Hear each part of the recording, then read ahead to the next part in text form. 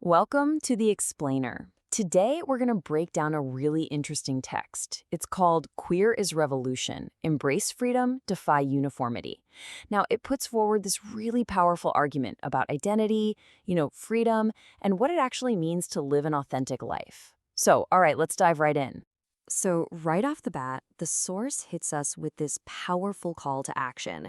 It's framing this idea of living authentically, not just as, an identity, but as a revolutionary act. It's a really profound expression of personal freedom.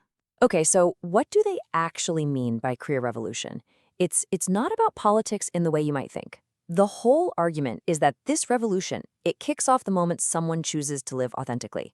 And that one choice, it sparks a transformation that's both deeply personal and, social.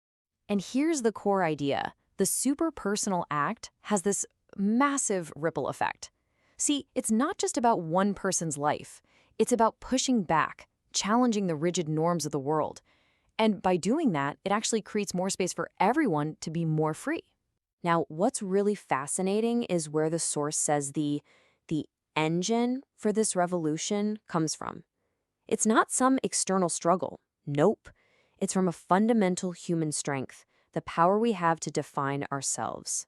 Yeah, at its very core, the argument is that this whole revolution is fueled by our ability to self-define.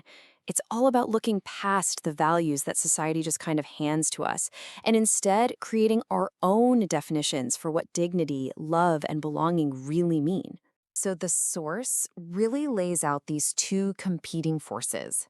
On one side, you've got what it calls the invisible chains, all those imposed norms and expectations. But on the other side, you have the act of self-definition. And the text frames that as a celebration of diversity and our ultimate human strength.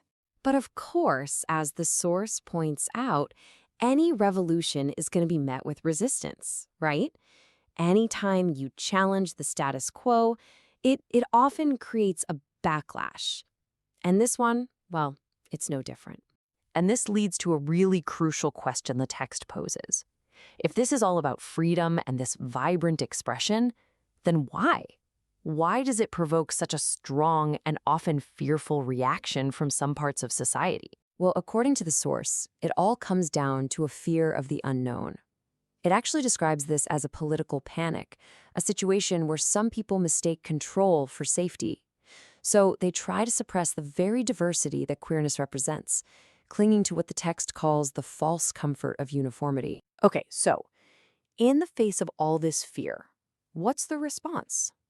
The source proposes something really interesting. That liberty isn't just some right you have. It's a skill.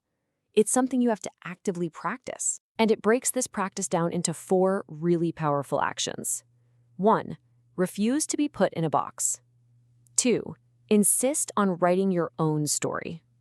3. Embrace empathy. And 4.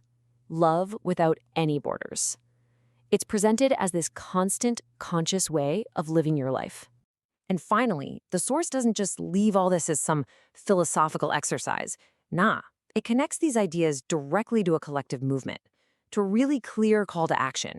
And it connects this philosophy to tangible action through something it calls the Unholy 101 campaigns. The whole idea here is to take that personal act of authenticity, join up with others, and turn, just as it says, visibility into power and resistance into hope. So, if you're interested and you want to learn more about this movement or its campaigns, the source points you to one specific place. You can visit unholy101.com.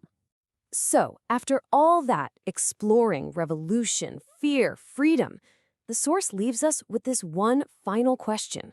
It turns the focus right back onto us. It's asking you to really think about its central theme. What does it truly mean to be the author of your own life? That's a powerful question to leave you with.